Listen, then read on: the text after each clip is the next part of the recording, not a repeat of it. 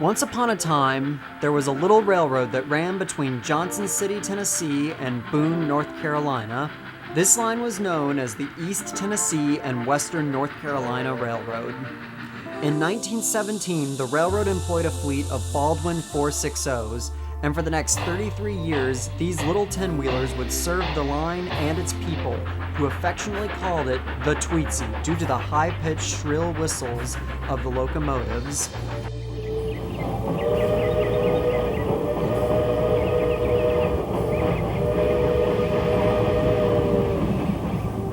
After World War II, however, business declined dramatically, and in 1950, the railroad was abandoned.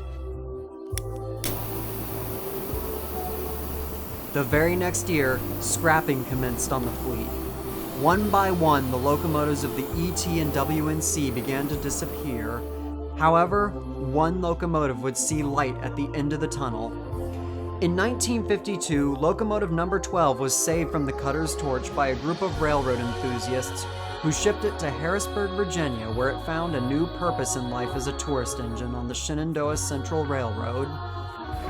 In 1954, Hurricane Hazel struck Virginia, and the Shenandoah Central was destroyed. With no money to repair it, the owners were forced to sell their locomotive.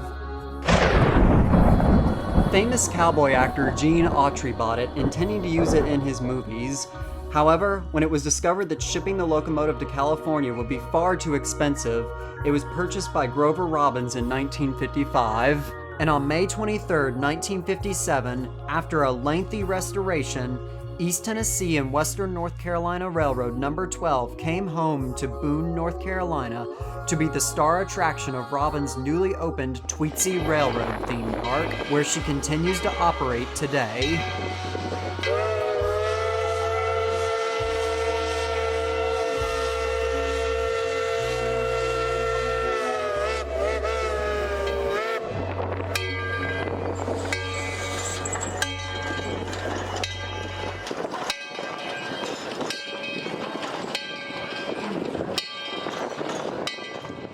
My name is Nicholas Taylor, and when I was a boy, my mother used to read this book to me called Tweetsie Adventure.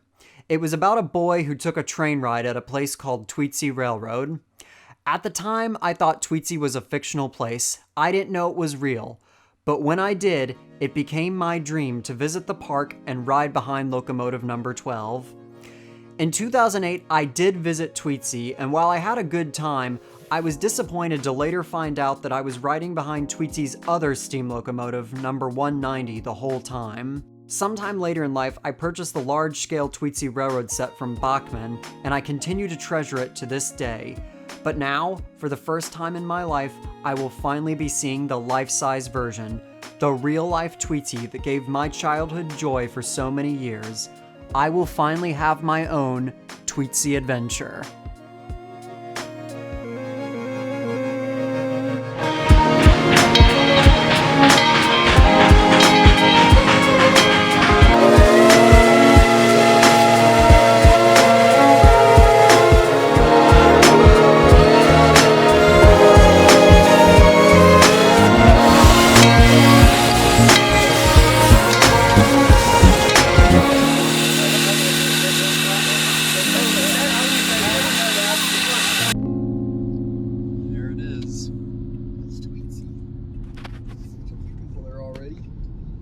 There she is. We arrived at the park at approximately 10 a.m. for the park's gates to open. Number 12 was poised outside, preparing to make her grand entrance into the park. Once we had our tickets and were inside the park, I was immediately looking for spots to set up my cameras for 12's grand entrance. Find me a good place to start. Thinking the water tower. Either the water tower or here. The light's not going to be good there, so... So let's... we got that one picture from right down there on the end of the porch. Yeah, lighting's not very good on it. I finally settled on the platform above the tracks, and I'm not going to deny, I felt like a kid on Christmas Day as soon as 12 pulled in.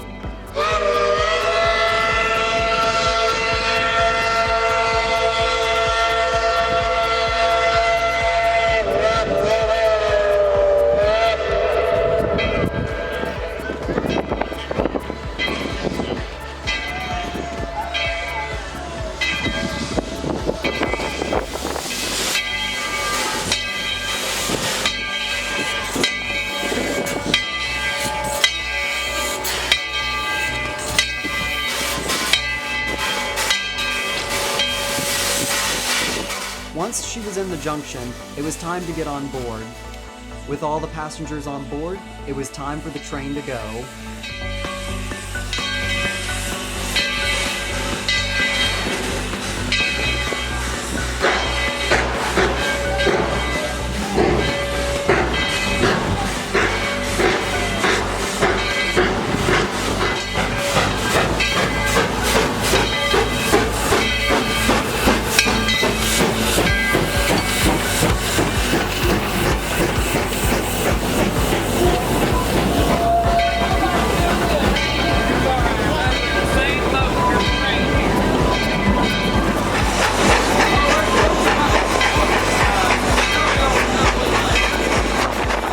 At the throttle of the locomotive today was my good friend Mr. Tim Smith. In the lead up to this trip, I had told Mr. Smith to let me know why she's called Tweetsie, and he didn't disappoint.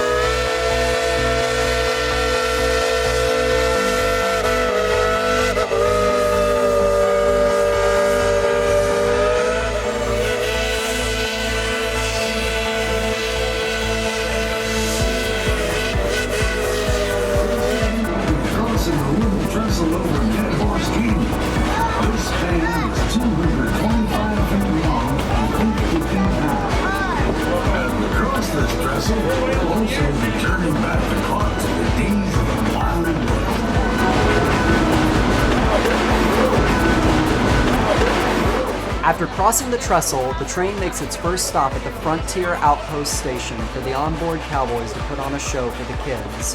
While I didn't film the show, it's worth noting that when I first came to Tweetsie in 2008, my dream job was to be one of the Tweetsie cowboys, and I can safely say that dream job still stands.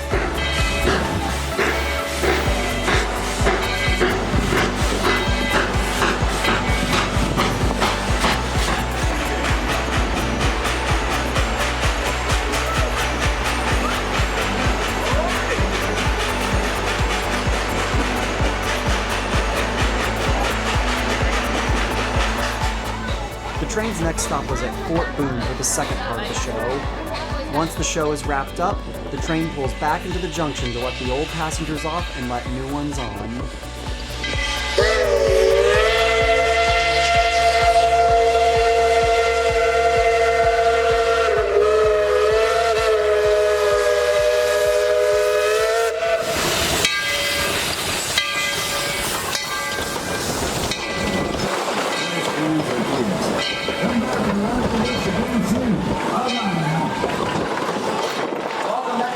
Once again, please see that train that comes to a safe and complete stop. And the train cars are rolling backwards. Once the ride was over, it was time for me to set up all of my trackside shots. We begin with number 12 pulling out of Tweetsie Junction with another full train of passengers.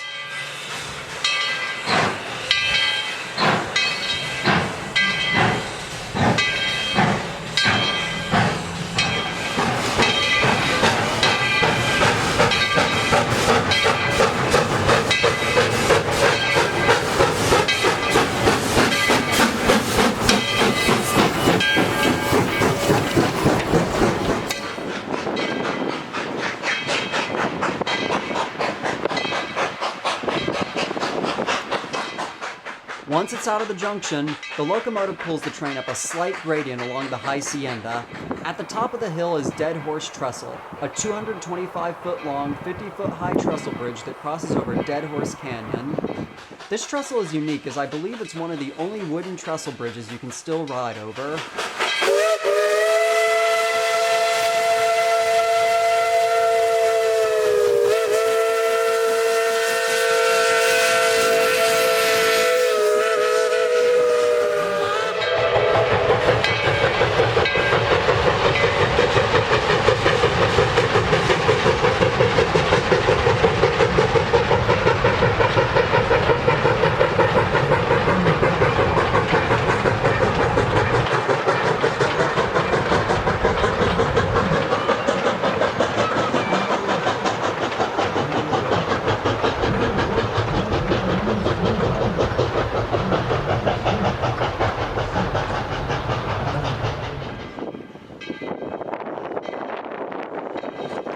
On the way back into the junction, the train passes by the locomotive workshop and sheds where the locomotives are worked on and housed.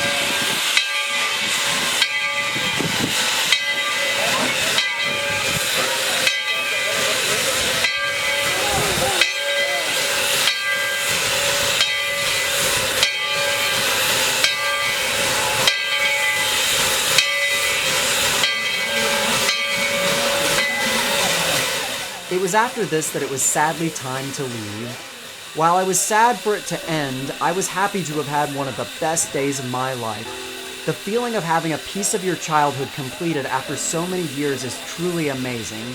And while my day at Tweetsie may have ended, my Tweetsie adventure was not over yet. But that's a story for another day.